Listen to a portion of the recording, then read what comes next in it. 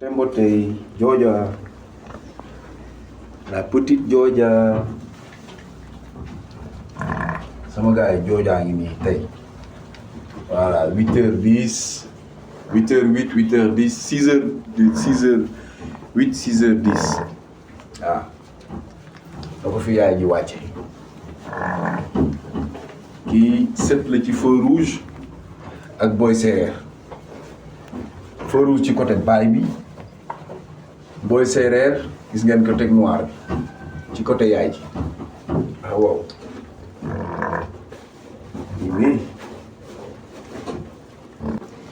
kay baayam de kii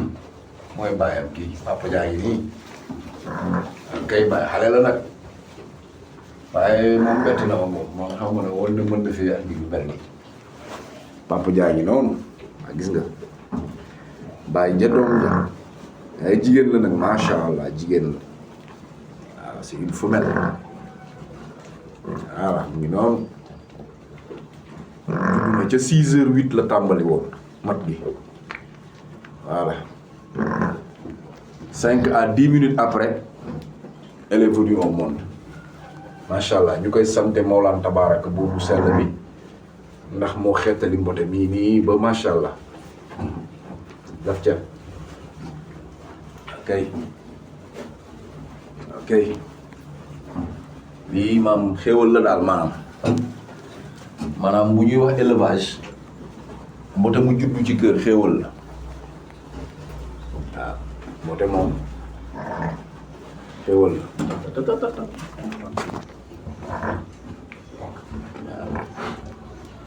mbote moom xéwal la daal suñu borom moom ak ay kéemaanam rek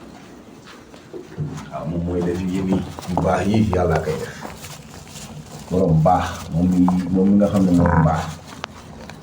te mbaax moom du romb mbaax waaye bosom daa jéggi mbaax yëpp ndax daa baax a baax ba sàkk doomu aadama ak bu góor voilà sama yaa ngi nii alhamdulilahi rabbil alamin wax leen alhamdulilah